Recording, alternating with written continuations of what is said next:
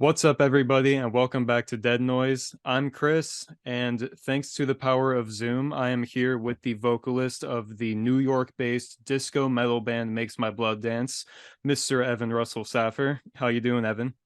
Hey, Chris. Thank you for having me. This is very cool. I we just kind of reviewed how I'm doing, which is somewhere between cranky and self-care because, holidays, coming off the road, real life, that can be very different environments and take some adjustment.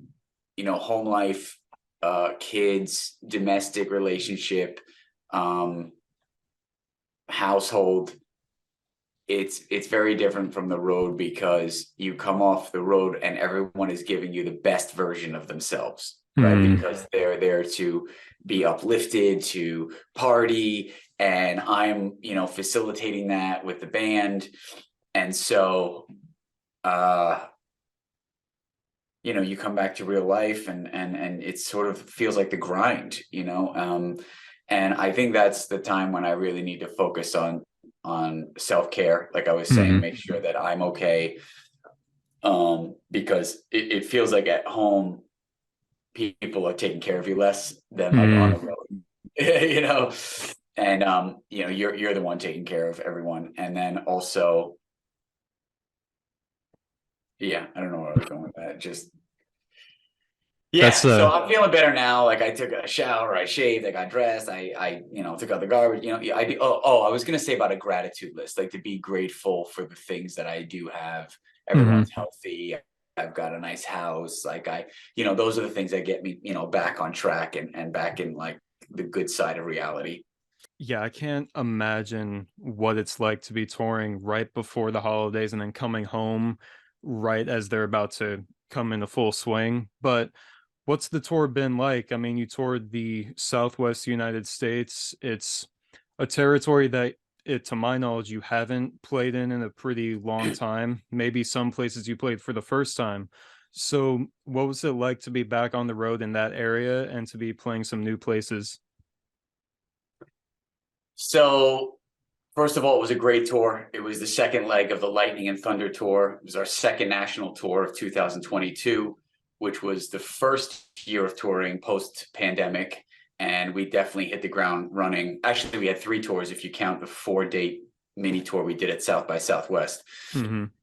um, we find this circuit, the Panhandle. We started in Texas and went, across the Gulf, and then did 4 dates in Florida, to be a great circuit for us. And also the time of year between Thanksgiving and Christmas was also really cool for a Northeast band because it was really warm.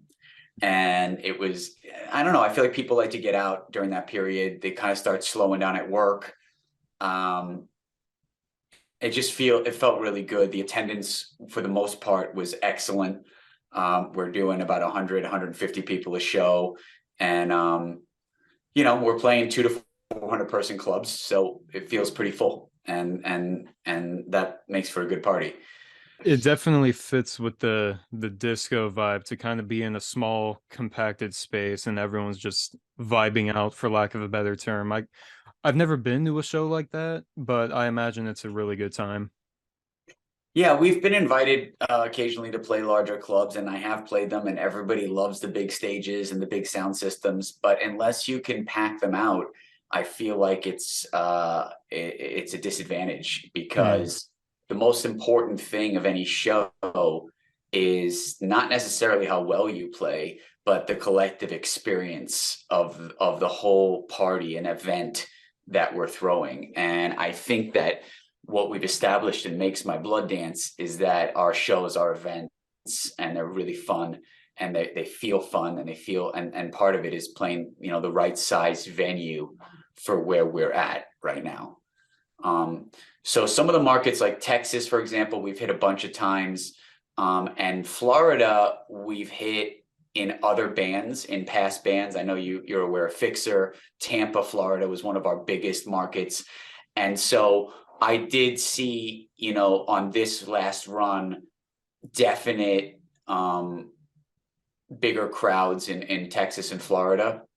But even areas that we haven't hit, like Lafayette, Louisiana, were great. We really had, almost capacity crowds, and were very well received. And I think that's a lot. That gives a lot of credit to what we've been doing online. Our music video, Together Apart, has been getting traction, and we do an incredible job networking on Instagram. So a lot of bands and a lot of the scene know we're coming, and we're kind of this self-contained promoter, record label, and headliner all in one. It's probably a good feeling to be a sort of hidden gem in some ways. I mean, obviously everybody wants to sell out Madison Square Garden and play the Super Bowl and all that stuff, but to have some real hardcore recognition from the fan bases that, for lack of a better term, matter, I bet that's a gratifying feeling in itself. I mean, of course, everybody feels like a superstar when you're playing to a crowd. And I think being on tour, it's how you behave when you hit the bumps in the road, when maybe the crowds aren't that good, or there's an issue with a club, or there's an issue with a band, or there's an issue with, anything, the transportation, somebody gets too drunk and wakes up cranky. How do you behave when you aren't completely showered with adoration in front of thousands of people? Anybody can be a rock star in those circumstances, but surviving, club tours with your bandmates, doing everything yourself, from the driving to the loading of the gear to the booking of the shows, the coordinating of the bands, advancing the shows with the club. We're doing all of that right now. And it takes incredible stamina and a really tight unit to pull it off. And there were bumps, but we all were sort of sad when the tour ended. We all, talked to each other, for the last 3 days straight when we came off tour, all four of us, me, John, Philia, and Corey. And, we're already on to planning the next tour. We're going to LA to record in February with Michael Blue. So, it's a tight unit, and we've got a lot of good momentum right now.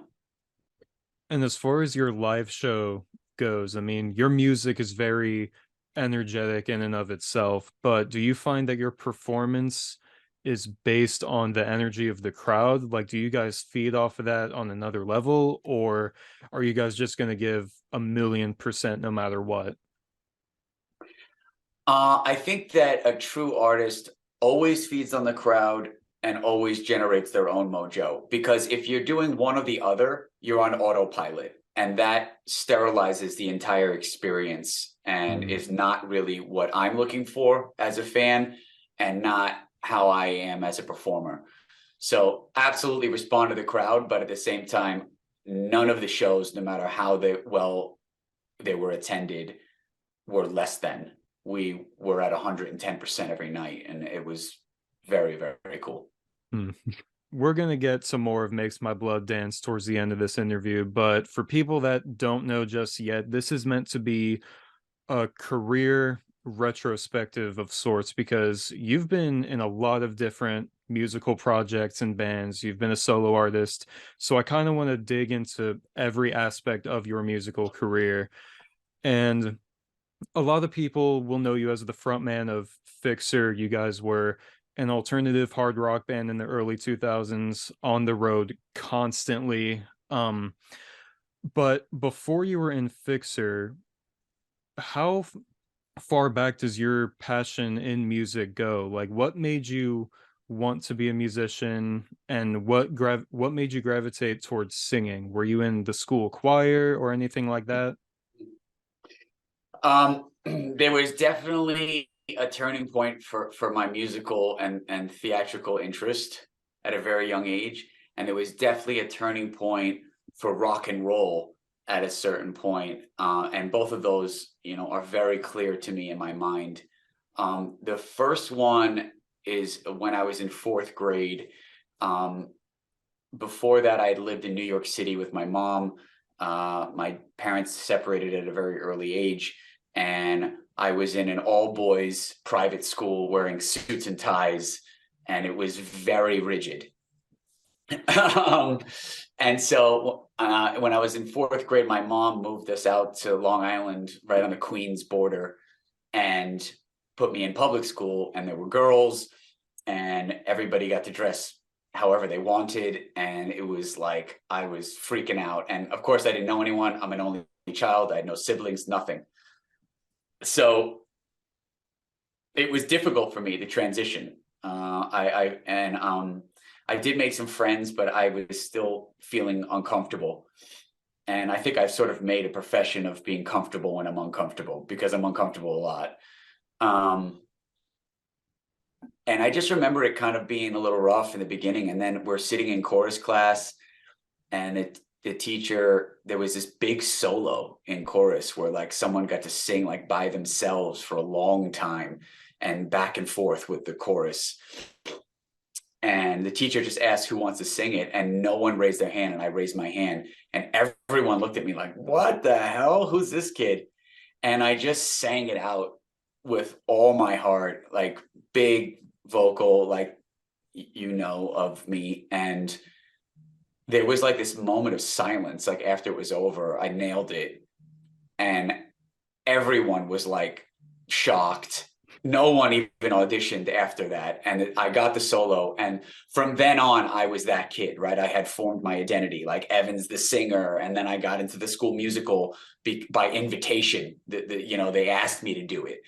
And just, I got treated differently. The girls liked me all of a sudden. Who doesn't like that, right? When we find our swim lane. So that was that first big defining moment for me. And that followed me all the way through junior high and high school and college. I starred in all the musicals. I was very into musical theater, which is a big part of Makes My Blood Dance now. We marry like cabaret and musical theater to technical metal, groove metal and dance metal. And that was the first big pivotal moment. The second one was when I found rock and roll, which wasn't until I did my third year of college. I went to Skidmore College, upstate New York, and I did a year abroad my junior year. And I studied in Paris, France.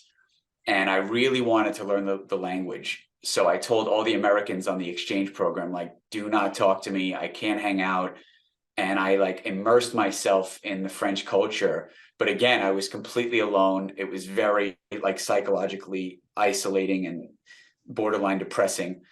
And I bought this music magazine called Guitar Part. And in the back, it had these ads for bands looking for singers. And I auditioned for every one of them. And all of them wanted me because I was the American who could sing in English. And I joined the one. They were all like a little younger than me. They were like 17 years old, 18.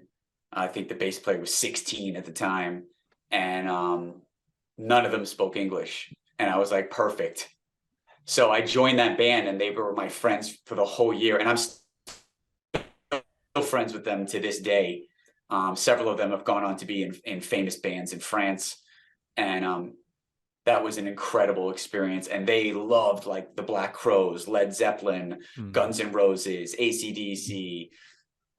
And we just, you know, that really shaped me that year, because I was like a musical theater singer before that. And then I became like a rock and roll singer. And then I stayed with them for a full year. I even went back after I graduated college to see if I could keep working with them. But I eventually came back to New York and found Fixer. Right, you know, shortly after that. See, I was gonna ask about your time in France because I heard recently that you did spend time there, but I wasn't sure what the circumstances were or what kind. I knew you performed music in France, but I wasn't sure what bands you were in, or I heard you were pretty big in France, but that's about all I knew. I mean, we had a definite local buzz. The band was called Split Culture because I was American and they were all French. Hmm. We did a bunch of shows. We competed in different competitions. I think towards the end of it, there was a German record label that was interested in us.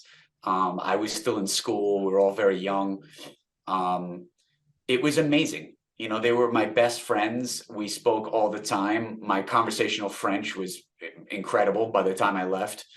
Um, I had a French girlfriend. I lived with a French family. I lived the dream. I was completely immersed in the culture, and I got a big foundation in being in a band and rock and roll. We rehearsed every single week. Uh, it was great. I don't know how big we were, but for me, it was enormous. Hmm. Did you guys record it all? Are there any We did. EPs There's floating tons of around? songs that are, back cataloged. We did record a bunch. I don't think any of it's like available or released. I'd have to Mhm. talk to um my number one partner over there. His name is Eric Kushelu. He's one of my closest and best friends still to this day. We don't talk a ton because he's, in Europe, but every time we do, it's like one of those relationships where like, he knows me very well and I know Mhm. him, and it's great. But he probably has like all the recordings in the back catalog for some future retrospective. Could be cool. I'm gonna be looking that up. I'm gonna be looking that band up as soon as this is over. Because Yeah, I'll put you in touch with him. I think that you would get a kick out of like at least hearing some of that stuff. oh, I bet Or maybe pipe it into this interview or something. I'm sure he'd be cool with that. that'd be awesome. So from France, you moved back to New York, and you kind of got together with the people that ended up being Fixer as soon as you got to New York. How did Fixer come about? No, I came back and I still had my senior year of college. I formed another band called the Green Light Band, which is where I first started collaborating with Jay Brown, who became the bass player of Fixer, who I brought into that group later. Hmm. So that was a big, and Jay and I were really tight songwriting partners and musical partners for a long time. Um, and he's great. I mean, we've slugged it out on the road, as you said. Fixer, wow. I mean, we Fixer did about 200 shows a year for when we were signed. We were together from 2000 to 2009. We got Hmm. signed in around 2007. It took about 7 years. But by the time we got signed, we were already touring nationally. We had the infrastructure, we had a booking agent, we had a record label, and then we were managed by Bill O'Coin, who is pretty famous. He managed and discovered Kiss, Billy Idol. He was a big name in the '80s, and he managed Fixer, and then he managed me during my solo record, and then he passed away during the making of my solo record. Hmm. There's a lot of history there. But when I came back senior year of college, I was in the Greenlight Band for a year. We did a ton of shows. I kept cultivating my sound, our sound. Then I actually went down to Philadelphia for about 6 months to work with another band. And they had like a professional studio. They had more experience. Some of the guys in the band were a little older. It was called Zipper Monkeys. And that was a fun experience. And that's where I met Bill O'Coin, because Hmm. he was connected to those guys through, a long history. And then Bill and I, he saw something in me and we stayed connected for a long time. And then once I finally got Fixer kind of off the ground, which took a long time, then Bill kind of came into the picture and managed us. We had already gotten a record deal, actually, by the time Bill managed us. Oh. He was a pretty tough sell, to get on board. He really wanted things to be like ready before Hmm. he like jumped in with a baby band. And that's what a lot of bands don't understand about the industry. It's very, very rare that someone's going to come along, whether it's a manager, an agent, or a label, and save your life. They don't do that. They wait for you to really have it rolling in a big way, and then they'll maybe hang out in the wings until it's even, that's how it works. And it's taken me a long time to accept that, because that's not what our mind wants and our hearts want. We want someone to give us a break, but that doesn't happen. And it's very, very rare. And you guys recorded a few EPs before your full length Before the Sun came out.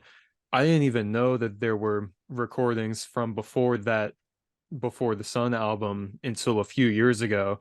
But It was, if I remember correctly, the Lift, the Bend, and the Hell. Those three, and then there was an EP called All the Pleasure That You Crave, and that was from 2001 to 2005. Yes, you just nailed it. Every one of those titles was an EP of anywhere from 3 to 5 songs. Mm-hmm. All the Pleasure That You Crave actually came with a bonus DVD, which shows us performing in the now historic CBGB, when we were one of the bands in the 2000s that could still pack that place out. We played some packed out shows in CBGB, and it was awesome. And there's footage of that. If there's a few copies of that floating around somewhere, I think I saw some on eBay. But yeah, that's it. We did those EPs, and then we recorded our own full-length album. And some of the full-length album was like the best of those EPs Mm-hmm. with new tracks. And that was called Before the Sun. And that was a 10-song full-length album, which we released on our own, had our own booking agent, national tours, everything. That's it right there. That's the original. Can you still hear me? Yeah. That's the original copy that's signed. And actually, I think that's a second generation because it has the gray spine. The original first printing has the orange spine. I was gonna ask about that because when you guys got signed to Riker Hill Records, it got re-released or officially released with this cover. Yes. And some of the songs were re-recorded. I know Tell No One and Mixing In With My Blood sound differently than on this. So was this a demo or was this like a self-released thing before you got We didn't signed? know we were going to get signed. You know, we Okay. recorded that album with the intention of that's the album. Okay. And frankly, we had so much momentum by that time. And then the record label came along, and this happens frequently. They didn't say, okay, we're going to record a whole new record. They said, we're going to take that record that you just released. We're going to remaster it, remix it. We'll Mm. add one bonus track, which I think is What It's Like, Mm-hmm. was the 11th track that ended up on that. Yep. Did new artwork, and they re-released the record that we had already released. And there was a big argument right out of the gate because they spent a lot of our advance money remixing and remastering this. We didn't really re-record it. We just retweaked the sound. And a lot of Fixer, pretty much all of Fixer, thought that our version was better because it was heavier and edgier, and they made it poppier because they wanted to reach a wider audience. So they kind of mellowed it out a little, we thought. And then they also thought the cover art that we released was too demonic. So the Ghost Boy cover art came out, and that's a lot more like accessible. So, you know, these are some of the things that happen when you get signed, right? You take the money, and then you got to take the opinions. And you can't kick and scream too much, or they say, screw you, we'll go send someone else, you know? So we went with all of it. And, you know, we continue to tour. And that record label was very inexperienced. It was a brand new label, but they had good funding, and the people there really believed in us. So, of course, we didn't get all the radio and TV and glitter that we thought we would. But one thing we did get was tour support. And we were incredibly tenacious on the road. And they told us, this is something I tell a lot of young bands. They said, look, you know, we'll keep you on the road. We'll pay for your hotels. We'll pay for your gas. We'll pay for your merchandise. And we're like, great. How long can we go? They're like, we'll give you 6 months. So I said, well, what happens if we never stay in a hotel ever? And they're like, well, we'll see how far the budget will go. And we never stayed in a hotel. We put all the money towards gas, and we just stayed with our fans, or slept on the floor, or slept in the van. We slept on the stage of the venue sometimes. We slept outside. We stayed on the road for 2 years because that's how far I was able to stretch the budget from the label. And we did about 200 shows a year. Now, I often reference this to my band now, Makes My Blood Dance, and my partner John Christian, who's the guitar player and my partner in everything with that project. That while we played a ton of shows in Fixer, a lot of them were unsuccessful shows that you played to nobody because we didn't do the preparation needed for a successful tour, where you network with support bands, where you get press and marketing behind your content, where you let people know you're coming. And a lot of bands just think that it's success when they have a huge tour schedule, but it's not. It demoralizes the band and it burns you out and it gets you nowhere. So now Makes My Blood Dance does about 45 to 60 shows a year, broken up into 3 to 4 tours that are national tours. But like I said, they do 100 to 150 people a night, and our numbers shoot up. We sell out of our merch. They're very successful shows. And that's the wisdom and the experience that I got from a lot of the stuff I did with Fixer. So when did Bill Aucoin come into the picture with Fixer? Was it while you guys were recording those EPs, or was it after you got signed to Riker Hill? He was my friend and mentor through the whole time. I would call Mhm. him for advice constantly. We talked a lot, but he never signed on to Fixer until he actually got a partner. We had already been signed. We signed a record deal. We had the agent. We were touring. The new record was about to come out with the new artwork, everything I just told you. And Bill partnered with a Greek gentleman. His name is Costa. His last name is Consaglu or something like that. I forget. Costa, forgive me. He's a good guy. He really loved Fixer. Costa loved Fixer.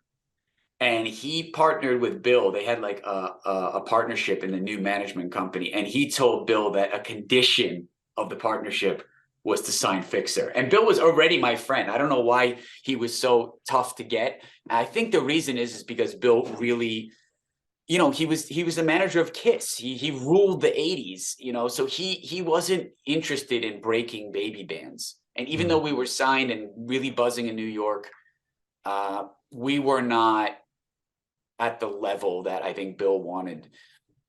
But he thought I was a star, and he told me so. And when he met Costa and everything came together, he was fully on board. I mean, Bill got us to open up for his other band, Lordy. We opened up for Lordy at Irving Plaza. I don't know. There were a couple things. We never got any huge breaks though. A lot of what Fixer did was earned by just touring our asses off and creating a reputation. I think a lot of people will be interested if they don't know already. Where did the name Fixer come from? Uh it was one of those brainstorming sessions where we all were looking for a name that sort of felt powerful, encompassed who we are. There was a bit of a drug aspect to it. Some of our early artwork was a little bit like that. And it's no secret that that band was a party band, which again is part of my story because I'm 100% sober now. I'm 7 years clear, and so is my partner John. And it makes my blood dance. And I think that Fixer could have gone a lot further if we weren't partying as much, just drinking and drugging as much as we were. That's a little off topic from the name, but it comes to mind a little bit because I remember that being part of the story. But it, you know, that it was also kind of trending at that time. Like, do you remember the band Hinder? Like Yep. Hinder, Fixer, like there was a bunch of like one name bands that were happening. I don't think we were copying. It was just like a trend, and we were a part of that time. That makes a lot of sense. As soon as you said Hinder, I was like, oh, okay. I mean, we worked with Brian Howes, who basically produced and discovered Hinder. He also produced Fixer. We had the same lawyer as Hinder. I mean, we were around the same generation. It's just another one of those stories where they got a major record label and took off, and we stayed in the underground. And you guys disbanded in 2009, but before then, you guys were working on a follow-up to Before the Sun.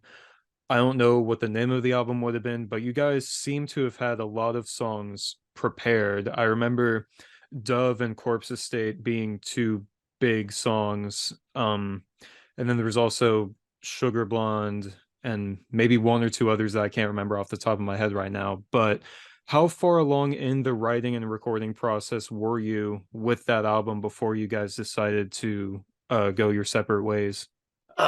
This is such a hard part of the history because those songs you mentioned and how tight we were as a band and the name that we had built, those were incredible songs.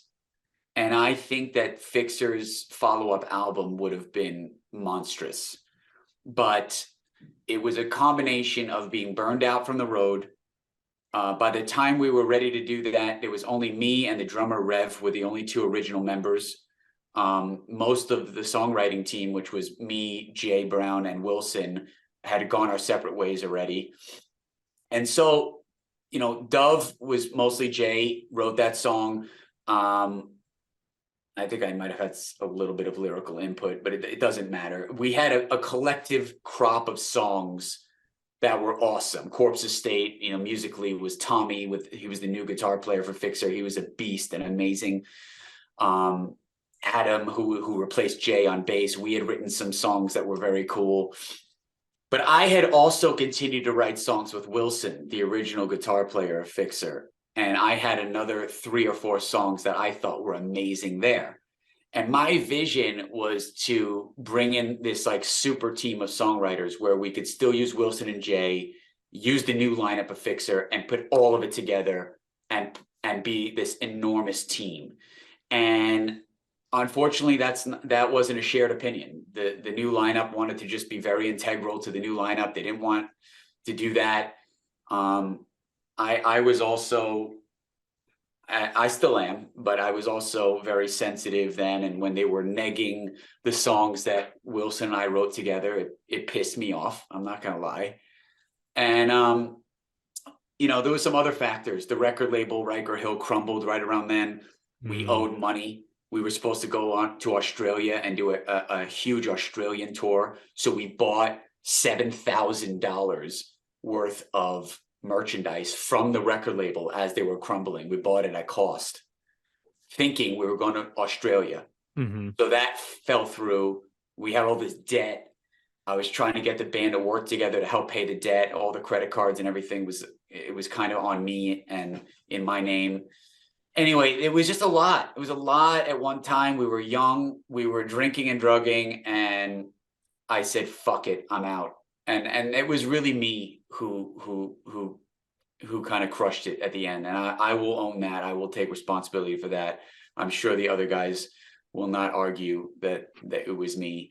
And I said, I'm going to take the songs that I wrote with Wilson and I'm going to go solo. And what happened was the other guys, the whole rest of the band formed this band called Circus Life, and they did an album and they took the musical arrangements of Corpse Estate and made it into another song. And Jay took Dove, which was mostly his song, and it was a great song. And they did their own record, and it was half of what it should have been, in my opinion. No offense, guys. And I think my solo record was half of what it should have been. Both of those records were like Fixer less than. But in my opinion, if we combined forces and stuck it out and got over our differences, we would have put together a next level record. But that's not how it worked out, and that's part of our learning experience. And it happens to a lot of bands, Is there one single song from those sessions that never got released, whether it was through Circus Life or your solo work, that you wish the world could have heard? I mean, I wish the world could have heard Dove with me singing it and those guys. I think it would have been a next level song, and I think we should have gotten an outside producer to have like a fifth opinion in the band. So right there, I think that would have been like a radio mega hit. Corpse Estate, again, it was Tommy's arrangement, but I thought my melodies and my lyrics, I thought it was a killer song with us together. From my record, Dream of Love, Chemical Marketplace, and Just One Day, and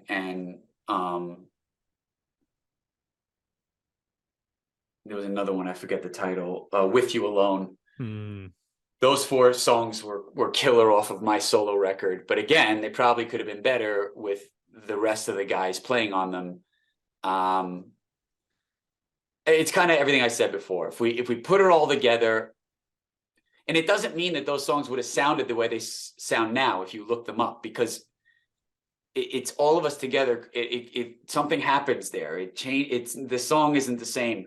And then again, when you get with the right producer, which is really hard to do, especially as a younger band, that's a whole other conversation. But that really gives it a chance to transform and bring together the best of everyone.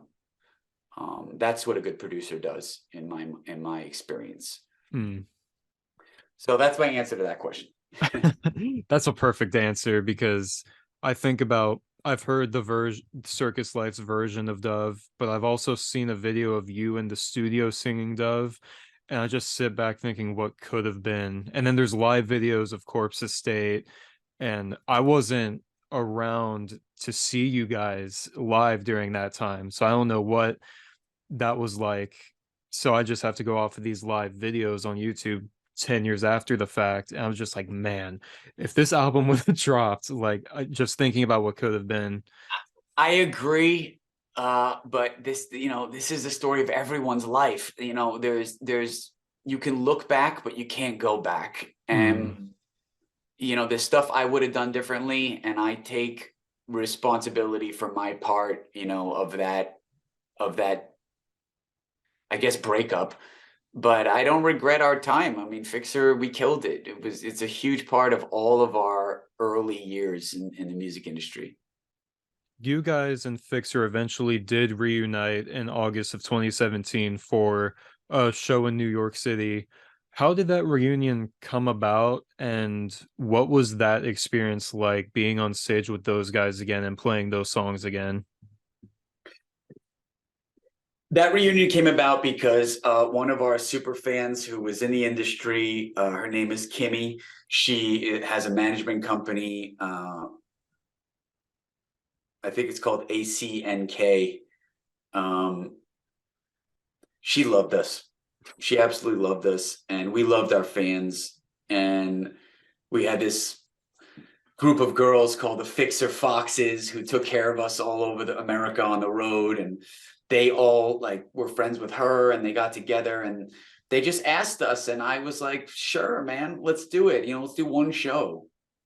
And I remember when we announced it, we just put the Demon Head logo up and we announced it, and we got a big response. And I busted out all the old merchandise. We had a huge table of stuff. We were literally giving it away. It was, dirt cheap. It was trying to unload everything, all that stuff from the Australian tour that never happened. Wilson joined us, the original guitar player. Tommy was there, so we had two guitar players, which was always the dream of Fixer. We wanted, we were always like the Led Zeppelin setup, like four people, but we wanted to have two guitar players. It's just hard to coordinate. And for this show, we had that. We had Wilson and Tommy, and they traded solos, and it was the dream setup. Adam, the second bass player, he did not join us. Jay Brown was on bass, and of course Rev was on the drums. But I'm not gonna lie, it was strained. Even when we got together to rehearse, I remember Tommy couldn't make the first rehearsal. I was pissed off because I'm like, come on, man, how often do we do a reunion and you can't make time to make this sound good? And then I think we had one rehearsal, and again, we were fine. I remember that show being a lot of fun, and it was well attended and people loved it. And we played a transcendent version of Tuxedo, which is one of our iconic best songs that band ever created. Check it out on Spotify. Fixer, the album is Before the Sun. The song is called Tuxedo. The reunion, we played an incredible final version of that. It was unbelievably magic. But yeah, it was, I don't know, it was still strained. And I think that in the back of everyone's mind, people outside the band and inside the band were wondering oh my God, will they come together again and just be a band again? and like, will it be like amazing? And it wasn't. Hmm. It wasn't. We came back again and we hugged and we high-fived, but it was not what it was. Okay. I was wondering about that because I unfortunately couldn't make it to that show. But I heard Yeah, you guys had it filmed, didn't you? that was the other thing. I Hmm. paid to have it filmed, and I wanted to make that happen. Of course, the guy who filmed it showed up late, missed the opening, and then had some sort of malfunction, and it really didn't get recorded. I think Hmm. Kimmy or some fans might have got some footage, but it was another missed opportunity. And frankly, I got to the point where I stopped investing in Fixer. I was like, look, I need to put my money and energy in other things. And I was always the one trying to do things like that, Hmm. get it filmed, the merch, the this, the that. And I ran out of steam for that. So we did that show and I was onward. And so was everybody else. I mean, Wilson was not even playing anymore. He kind of had moved on from the music industry. Uh, Jay and Rev and Tommy were doing another band. Tommy's always been in cover bands and other working kind of touring acts. And I was doing my solo record. So let's talk about your solo record because if I remember correctly, Neon Gas came out in 2009, and you said a couple ideas from Fixer's unreleased second album influenced some of the songs on that album. Which songs were they, and how much of Fixer's impression was left on those final recordings on Neon Gas? The entire solo record was co-written by myself and Wilson, who was the Hmm. original guitar player of Fixer, who always believed in me. I believed in him. He's a very unique player and incredible songwriter, very unique ideas. And Fixer as a whole did not influence the solo record. It was just Wilson influenced it. And him and Hmm. I were writing together while Fixer, the new version, was still on the road. So I had planned those songs to be part of a Fixer record, but they frankly didn't want that and didn't and like pretty much made fun of some of the songs. And I was like, okay, you don't deserve them. And we went in a different direction. But Wilson and I co-wrote the whole thing, and I think the engineer Rick, he actually co-wrote a song on it with us as well too, called "So Far Away." Hmm. Um, but the ones that were written, the three that were written, before Wilson and I like made the split and decided to work on my solo record were "Chemical Marketplace," "Dream of Love," and "Just One Day." Those three songs, which are flagship songs on Hmm. the solo record. I did a video for Chemical Marketplace. With all the music that you've done over your career, I still listen to Chemical Marketplace on repeat. Just the energy, the backing vocals in the chorus, that was just, it's such a great song, in my Yeah, opinion. it really is. I mean, the verses, lyrically, it was me, and the verses were me. Wilson had that chorus, and obviously the guitar work. We were a Hmm. great songwriting team. That was a brilliant song, and when we hit on a song that we both liked, it was like yes, there was no arguing. And Evan Russell Saffer, that solo, moniker and that band, we got pretty far. We were only together for about 2 years, but I did national tours. I opened for Filter, for Queensryche, um, Marky Ramone's Blitzkrieg with Michael Graves singing from the Misfits. I Hmm. did a 7-date run with Joey Belladonna of Anthrax on his solo tour. We played to big crowds, and I had a lot of momentum from connections in Fixer, but also from the strength of the record of Neon Gas, especially Chemical Marketplace. The booking agent thought that was a hit and got behind us. But one of the problems of being in a solo band is that you're paying for everything, you're doing everything, and I couldn't hold it together. I'm Hmm. just going to be honest. I couldn't hold it together. It was a big burden. The musicians kept wanting to be paid, or some of them would leave and come back and work on other projects. And it's really hard for a band to gel when you are a solo artist and it's your name on the marquee. And I think what I also learned is that I'm an only child and I went solo because it felt right. But at the end of the day, I like being in a band. I always have. I like being a part of. And I don't know. I also really wanted to go in new directions. Um, Towards the end of Evan Russell Saffer, I wound up working with an electronic producer slash guitar player from the UK. His name is Martin Kestner. He's very talented, and we were very tight for a while. And when he was in the band, I realized that he could do so many things. He could program bass lines, he could play guitar, he could trigger beats. And as I started to lose musicians, I just said, hey, why don't just the two of us do it? And then after a while, when it was just the two of us, we actually did release an EP called Evan Russell Saffer. It was called The Opponent. Mm-hmm. That was pretty much just me and Martin, and then Eric Baer, who was an incredible guitar player. He was on lead guitar for that, but it was almost just the three of us at that point. And I had Cody Darby on bass before then. He was part of the solo record lineup. Yeah, Tony Baptist on drums. Tony was on drums. We nicknamed them diapers. He hated that. That's right. Yeah. And then I had this incredible Israeli guitar player too. Oh God, I forget his name. Eric Baer would know. Maybe he'll chime in on a chat for this or something. But anyway, once it got slimmed down, even Eric, he eventually wanted to move on to other projects. I think he moved home to Indiana. It was just Martin and I. And then by the time it was just the two of us, it felt awkward calling it Evan Russell Saffer. It was just me and this one other dude. So that's when we became Rainmakers. And I was like, okay, now let's really dive into this like digital punk type of sound. And we did that for 4 more years after that. But I don't know, that was also very hard because like Martin was more of like a studio guy. I'm more of a road guy. We didn't play out as much as I wanted to. It was also the height of my drinking and drugging. I wound up getting sober right at the end of this period.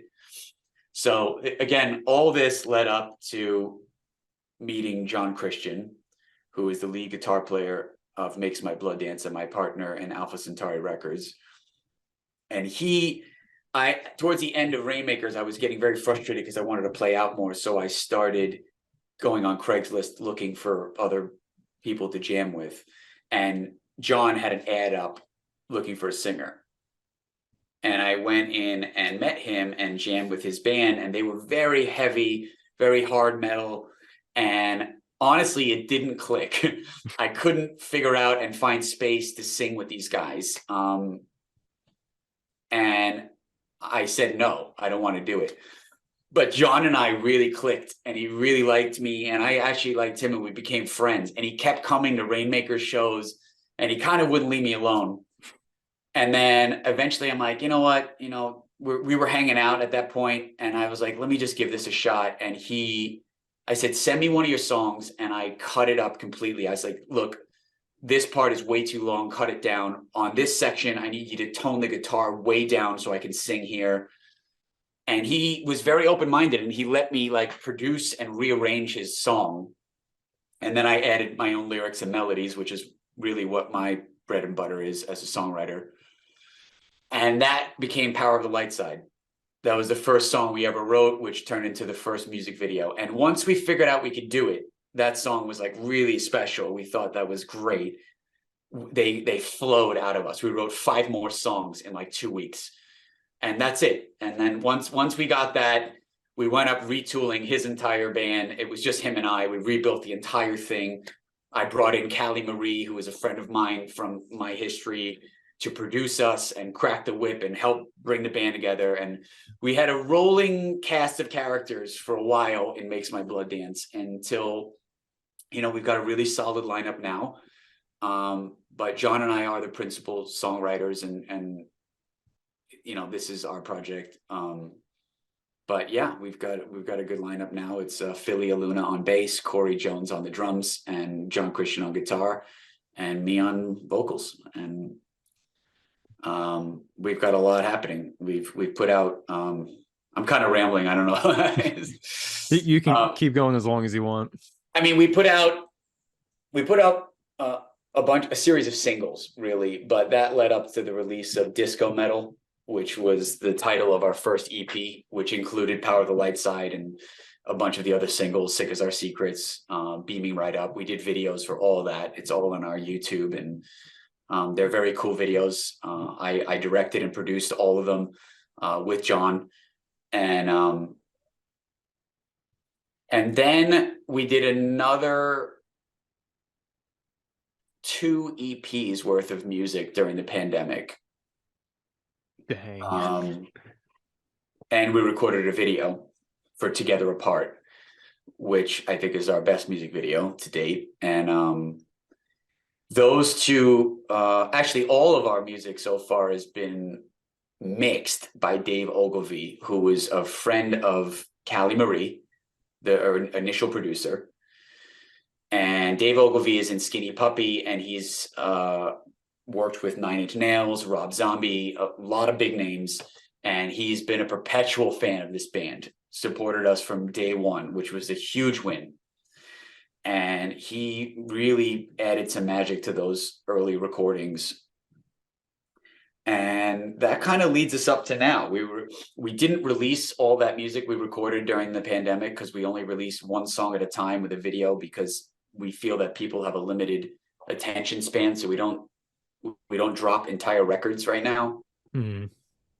But with the touring and this past year and working with a management company called B Squared, we caught the attention of Michael Blue, who is a big producer in Los Angeles. He's worked with Colby Calais, One Republic, Fly for Fighting, I think a bunch of other bands. And he's going to be producing Makes My Blood Dance and at least 5 new songs we're going to record with him in February of 2023. We'll be out there almost a month. It's kind of funny how you mentioned you met your partner John from, he was following you when you were in Rainmakers, and if I remember correctly, Martin Kestner from Rainmakers was a Fixer fan before you went solo too, right? Wow, you've done your homework. That's something I left out that was incredible. So I remember when I put out an ad that I was looking for a DJ because I wanted to go in more of an electronic direction. Mm-hmm.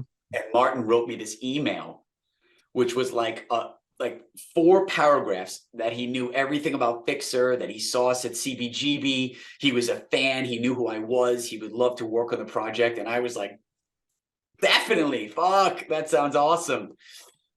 I remember that. And that kicked off Martin and mine's relationship. And, another note on Martin, he's super talented and a great guy. I tried to get him in Makes My Blood Dance. Really? I tried to get him to be the second guitar player and like the electronic component of Makes My Blood Dance. And he was really committed to Rainmakers. He liked that we were just a duo. And I really pushed. He said no, and I pushed and pushed, and he wouldn't do it. And I just, after 4 years of us, and I didn't feel like it was going where I wanted it to go, I chose to go forward with John and to form Makes My Blood Dance and go in a new direction and change up everything. And that kind of ended Martin and mine's relationship. I think that he wasn't so happy about that decision. And that's the hard thing about life. Sometimes you got to make hard decisions and do what you think is right. And, but I have a lot of respect for Martin, and we shared incredible moments in the studio and on stage. And we did release some music. If you go to Rainmakers, is spelled kind of funny. It's RAINMKERS. So the MKERS was Martin Kestner, Evan Russell Saffer. We tried to make it like clever. But if you look up Rain MKERS on Spotify, there's at least 3 tracks that are floating around out there from that project. I was gonna ask about that because I remember you guys had a SoundCloud page with a bunch of songs that didn't end up on the EP. There was Boston, Burns Red, Don't Want to Explain, Every Little Thing. There were a ton of songs that I thought were amazing. So how did it come down to which songs ended up on the EP? And for the songs that didn't make it, this is kind of a two-part question, but for the songs that didn't make it, do you think that there's a chance with the whole disco metal vibe being a little similar in structure to Rainmakers that they kind of get resurrected in a more rock oriented sense? That's an amazing question, and I would certainly revisit that with Martin if he wanted to. But that was part of my issue with Rainmakers. We wrote like 40 songs. We had so much material, but Martin was like this creative genius, and we were always remixing it, or he's like, I want to try a different beat or this and that. And the thing is, we fell into this trap of being this like studio band, and you couldn't get it going. And again, it's just circumstance. It's nobody's fault, but that's part of the dynamic with finding your bandmates, and the best match for you is, how do you get it out the door? How do you finish something, release it, get on the road? All of this creates a balance so you can evolve as an artist, or the kind of artist that I am. So that was the problem, you know. Rainmakers had 40 songs. In 4 years, we only released 3. And yeah, a lot of that, you know, I wrote a ton of those songs over his arrangements, or I wrote them and then he put arrangements to them. We could revisit those songs, but the thing is that John and I have such an incredible dynamic that I've never ever wanted to look back. I have so much creativity in me, and I'm always writing about where I am at the moment, that I've never had a shortage of material or had to go back to older catalogs or recall older partners to generate content. And, you know, now we're about to go work with this first-class producer, Michael Blue. So I just feel that, you know, I have everything I need to move forward with Makes My Blood Dance. And, you know, John and I, we keep writing. We just came off tour. We wrote another song before we even going to LA. Yeah.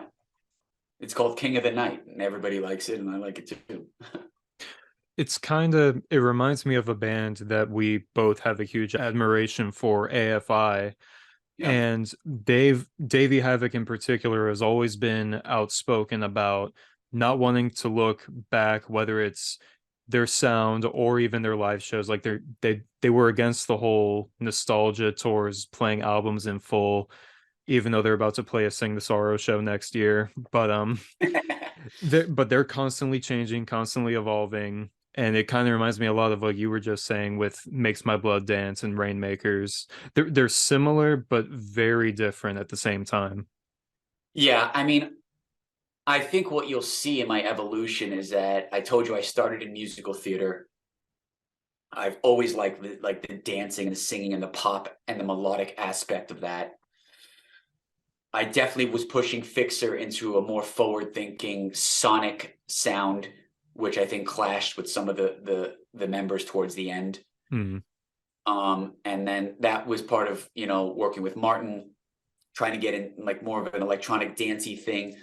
And I found the perfect balance with John Christian with Makes My Blood Dance, because we're disco metal, and that fits me perfectly. You know, I get the dance, cabaret, theatrical element with the hard rock and the metal that I've always loved, the groove and those incredible instrumentals. He's a phenomenal musician.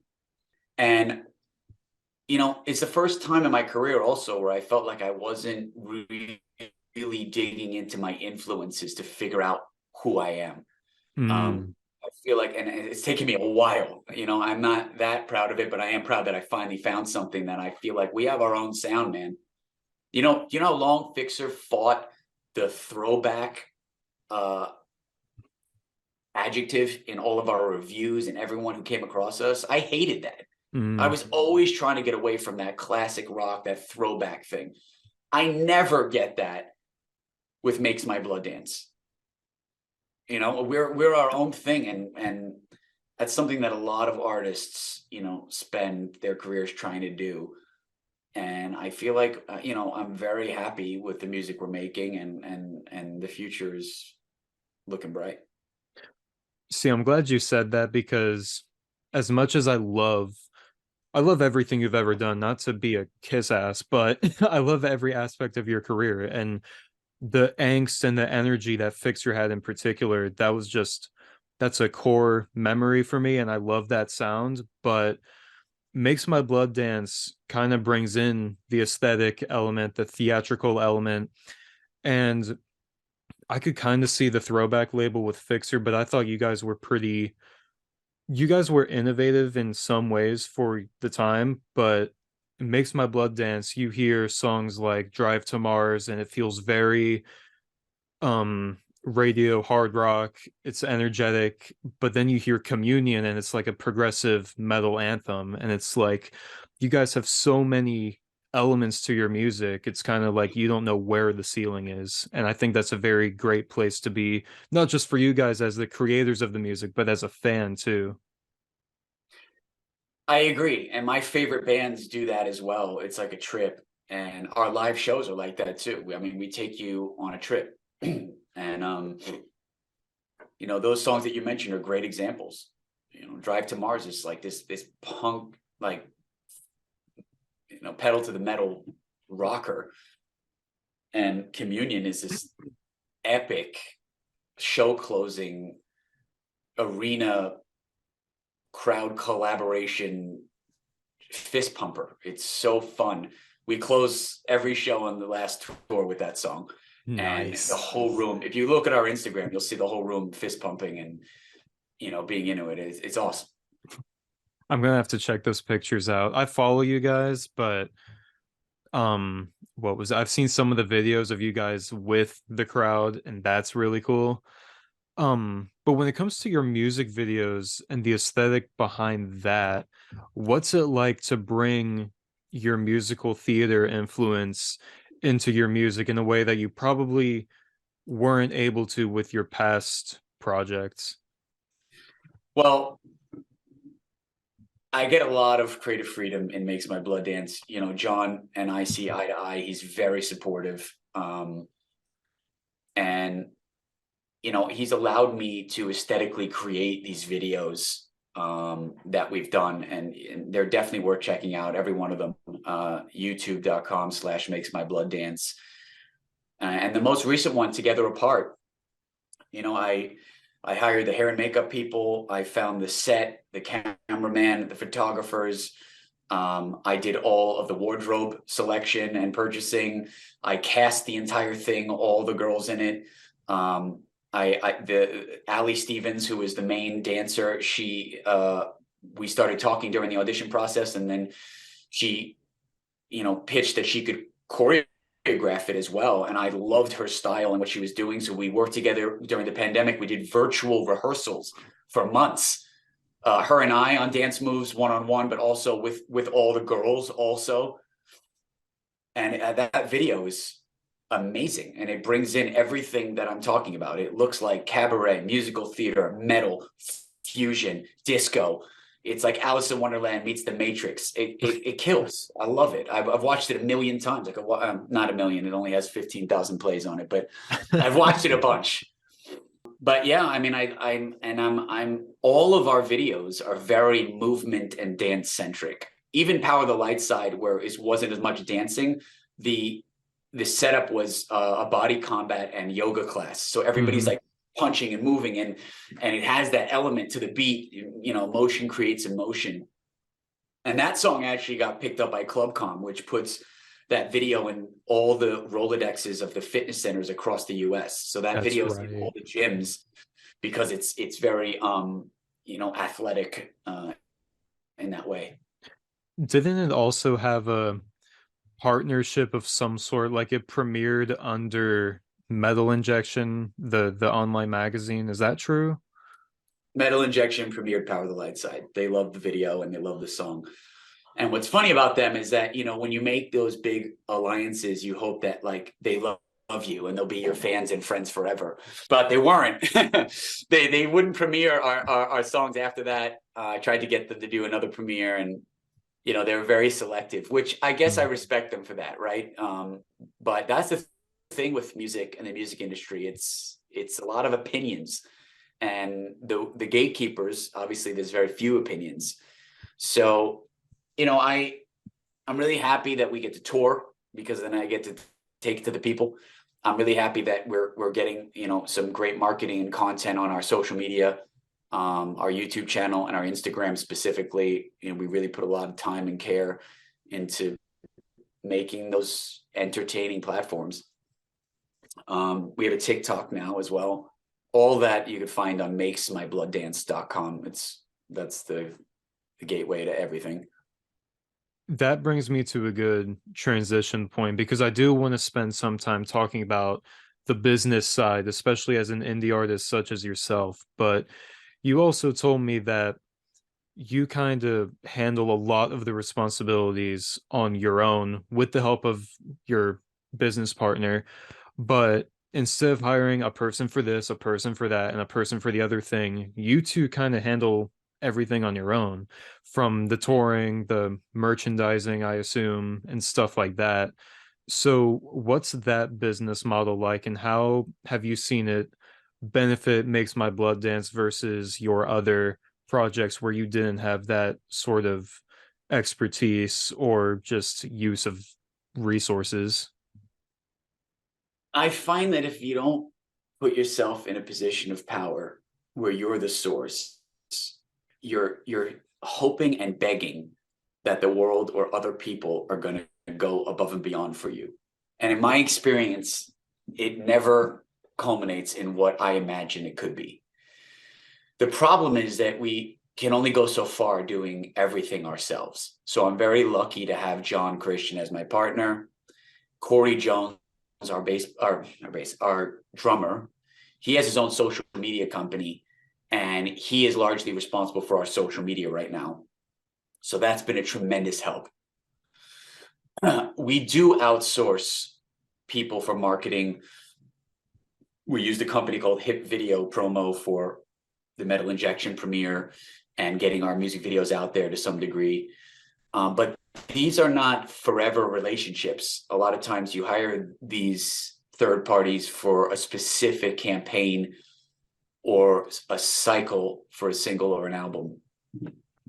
The biggest infrastructure we have right now is our touring format, which we have positioned ourselves as the promoter, the record label, and the headliner, where we book our own tours.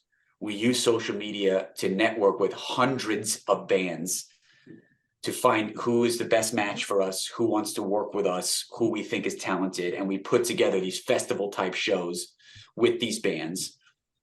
And we offer them a lot of value so they'll want to work with us and help sell tickets. Some of that value is we put out a mixtape where we get, every band involved, we get their single out there to every tour stop, like a free giveaway mixtape. We do playlisting and we pay for dollars to get behind that, to get more eyes on these, indie bands. We do virtual calls like this one with all the lineups every night. So all the bands can get to know each other and share best practices for getting more shows, merchandise, everything that we're talking about now, recording contacts. We try to help bands that are smaller than us, and in return, they support the tour.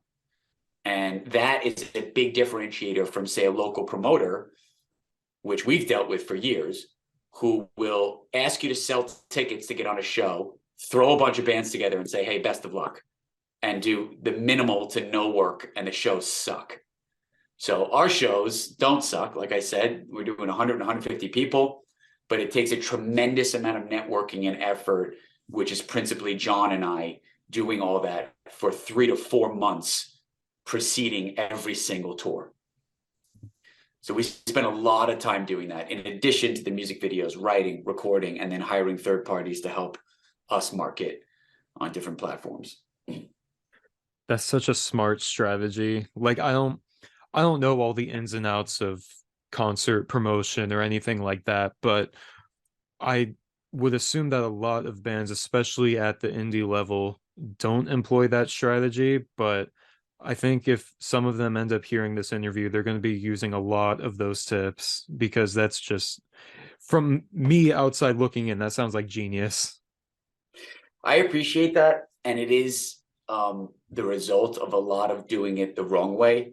Mm. But I will tell you this, I'm not afraid to like tell people our secrets or our format, because many people are like, oh my God, that makes a lot of sense. Just like many people say, hey, going to the gym gets you in shape. That makes a lot of sense. How many people do it though? Yep. And that's a big differentiator between John and I. We do the work. And that is what differentiates a lot of bands. Sometimes the ones that are not even that as talented, right? You get very talented bands that are very entitled, they go nowhere. Hmm. You get the bands that just want to hustle and learn and be open-minded and collaborate. They go far. And so that's what we're doing, you know. And I think what's happening that makes my blood dance is we're very blessed because we're getting a lot of both. We're getting the results of being tenacious, but we're also getting the results of certain individuals taking notice, like Michael Blue, the producer who's working with us, like Dave Ogilvy, who, you know, who supported us, like Callie Marie, who came on board to produce us on our first EP. So we've had a lot of both, and I see that continuing and going forward. As far as your marketing strategy and your business practices as a band, are there any other career practices that you wish you would have known sooner with other bands, or is it kind of you live and you learn situation and you're just in the moment? Honestly, I can't say enough about sobriety. Um, it's, you know, outside of my children, it's the biggest gift that I've ever gotten. And it's one that you have to give yourself, right? The willingness has to be there. And it's not just the money that you'll save and the clarity of mind that you'll have to focus on your craft, but you get like superpowers. So instead of spending half the next day being hungover or the self-talk about what you did or said, you know, John and I have remote jobs. We wake up, we rock out all night. We wake up at 7 o'clock in the morning. We're on our laptops. We're making phone calls. We're making money to help finance this. You know, and we go all the way until like 1, 2 o'clock in the morning the next day, you know, while driving the vehicle and doing everything. So my point is that I you know, when I was on tour with Fixer, that's all we did was tour. You know, I wasn't using my time doing prolific things. We did a lot of writing and recording, and there was, you know, a lot of, it wasn't terrible, but I'm just saying that I don't think I reached anywhere near my full potential until now. Has fatherhood affected your songwriting strategy as well, or the way that you make music? Has it helped you explore certain lyrical themes that you might have not thought about beforehand? No, I will say though that it's added other challenges and you know, both beautiful things, but also a lot of anxiety. That's just part of, you know, being in life. You know, I'm still a bleeding heart. No matter how much I've learned, my songs are all, you know, my personal thoughts or confessions or you know, some of the lyrics and songs are about recovery though. They're inspiring. Power the light side, sick as our secrets, um beaming right up, you know, those are all motivational songs that have, you know, come to me through my new mental state, I guess. Together Apart, which is the most recent release, is that's more of like personal, like relationship type stuff. The main line on that is together apart like lightning and thunder, which is Hmm. sort of like lightning and thunder are two things that go together, but they don't necessarily happen at the same time. And so it's sort of like this like push and pull of a relationship that doesn't always feel symbiotic. And I think a lot of people can relate to that. It's it's really pretty as simple as that. Hmm. But I've always sort of been this bleeding heart of trying to maintain a stable mental state and feel like I'm good enough because we're our own biggest critics, right? And I'm definitely one of those people. You and me both. um so as far as new music from Makes My Blood Dance goes, you said you're going to be shipping out to LA this coming February to record. Is there a full length in mind, or are you guys, like you said, with short attention spans for the masses, is the EP strategy the way to go from here on out? It's a great question. We do have an amazing lyric video finished and waiting for release for a song called Heaven Collides, which is another epic sort of ballad that goes into something bigger. And that's one of the Dave Ogilvy mixes that we were going to release kind of while we're in the studio to give people, like, something new. Mhm. But we still have 4 more songs after that that are unreleased from a former EP. In addition to the 5 new ones that we're going to be recording with Michael Blue, and then there's another new song that we just wrote. So we have enough to do a full-length album or even an EP. And I'm kind of just letting the universe tell me what's right. We're not set in stone. I think I agree with the one single at a time, so you can really put a lot into it. The artwork, the video, each of those things cost a lot of money and time and energy, and rather than just dumping it all and hoping it gets discovered, because after you create all that around the song, you have to market it and put it out there. So we're going to be releasing Heaven Collides. There's a tour booked for April. It's going to be another, I don't know, 13 shows or so. And that will be the Heaven Collides tour, where we're going to be, promoting that release. And then we're going to see what feels magical from the Michael Blue sessions. Which song is a standout for the first video or single, and also, what the whole team is feeling. If we do want to, go for a full album release or partner with a label or some other way. But I have to kind of take it as it comes. There's nothing set in stone outside of the lyric video recording. And then there's 1 tour is already booked, and there's 2 other tours next year in like planning stages. Hmm. And now, what's the sonic comparison to the stuff you're writing now and what we heard on the Disco Metal EP? How similar or different are the songs that we're gonna hear, hopefully this time next year? It's a great question, and I really believe that it's a mega step forward. We did just play all of these new songs except one on the last tour, because on purpose we were road testing them, getting to know, like, play them forward and backwards, getting fan feedback. So those songs have been road tested, and they got, every one of them got great response. And we really know them well, and they're going to evolve also in the studio. There'll be changes. But our drummer, Corey, who, he just joined us this past year on the road, and is going to be continuing with us. He is a huge fan of Makes My Blood Dance, and he said that he really feels like this next crop is like a mega defining record, and really feels like it's solidifying our sound. It's the next step. So I want to say that it's obviously the same band, and there'll be some similarities, but I do feel like it's going to be a big step forward from what people have heard so far. See, now as the selfish fan that wants to hear as much as possible as soon as possible, to me, that kind of sounds like the making of a self-titled full length, but like you said, I'm gonna let the universe decide that.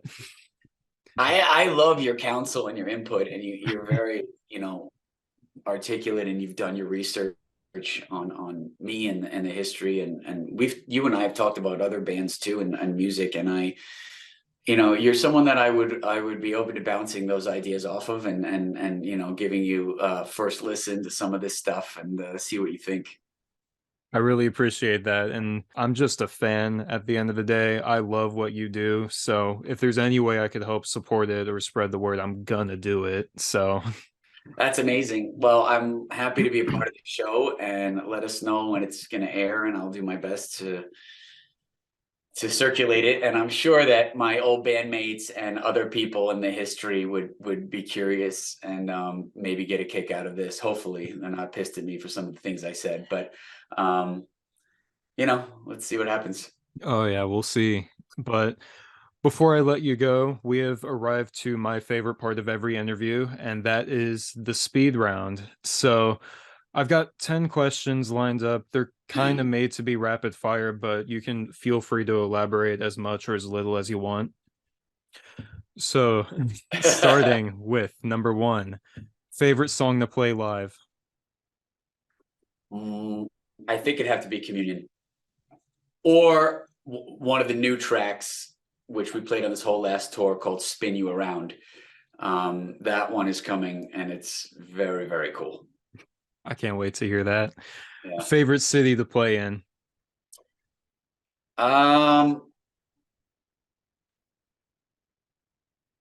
We had an incredible show in this last tour in San Marcos, Texas, and also Lafayette, Louisiana, and also Tampa, Florida, and also Orlando, Florida.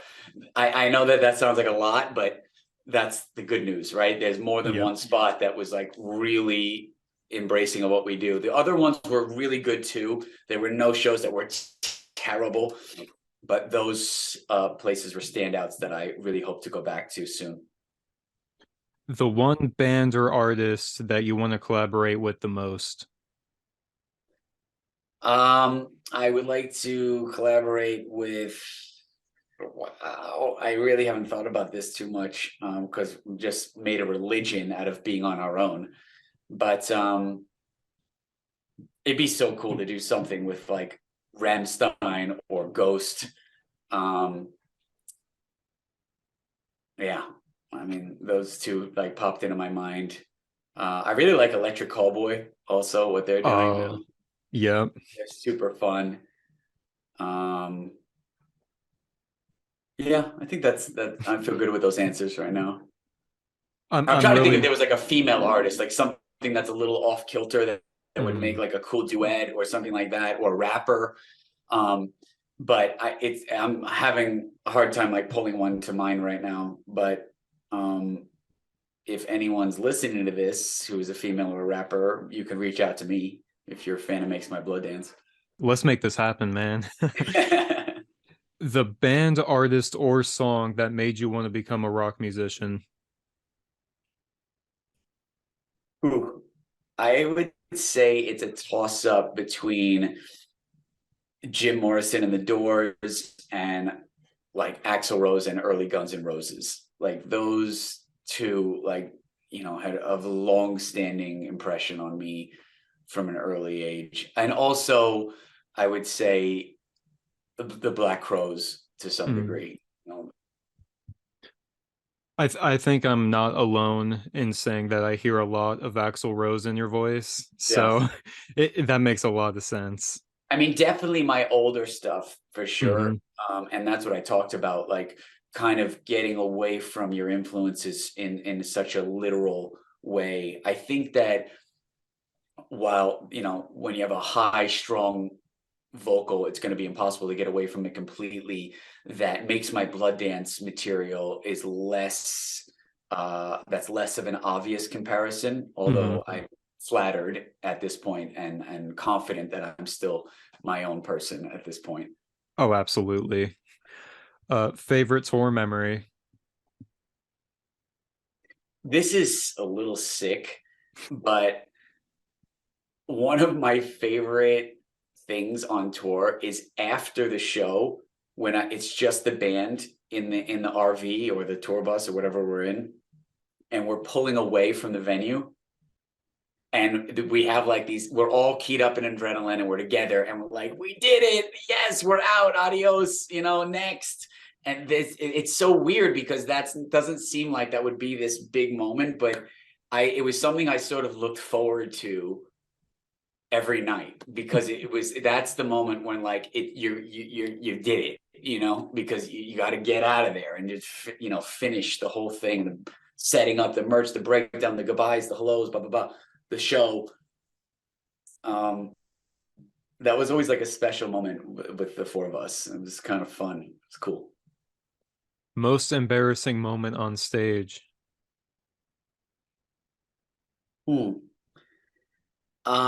The first night of this last tour, I struggled a lot.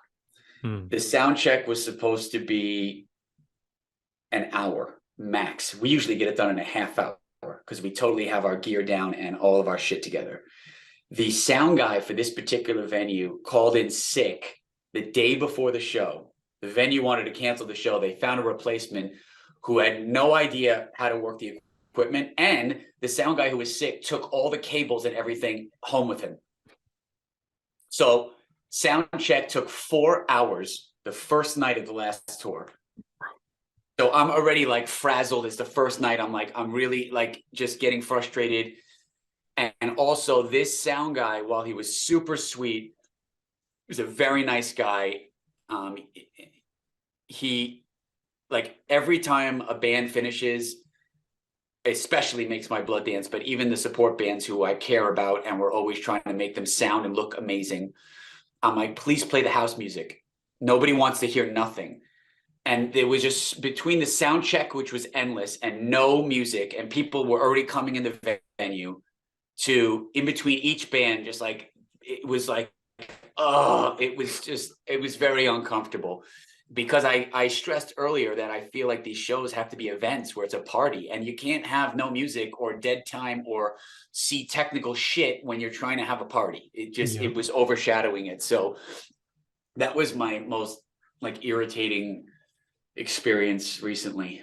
Jeez. The show was great though. It was really packed. We sold a lot of merch. We made a lot of fans, and we left with a good feeling. But that's my answer to that question.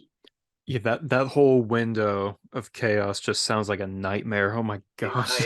Even retelling it, I'm like, oh, just, yeah. Well, on a lighter note, your dream tour lineup. Wow. A lot of bands always say bigger bands, right? Their dream tour lineup. But I find that if you don't earn your place with those bigger bands, you get very little out of it, because everyone who's there came to see the headliner. Yeah. Right. And I've done that before. I mean, I've opened up for Godsmack. I've opened up for, Queensryche. I've opened up for really big bands. So I would like to be on more festivals and open bigger tours like anybody would, but I also want to earn our place there. Because I feel like you can't just be nobody and get thrown onto those stages. Of course, I do feel like I can win any room over, because that's what we do. We do play to a lot of people every night on tour who have never seen us before, and it goes really well. I'd love to tour, obviously, with like a big band like Rammstein. I think Fozzy would be a really fun match for us. Do you know Fozzy? They have this thing, I Still Burn.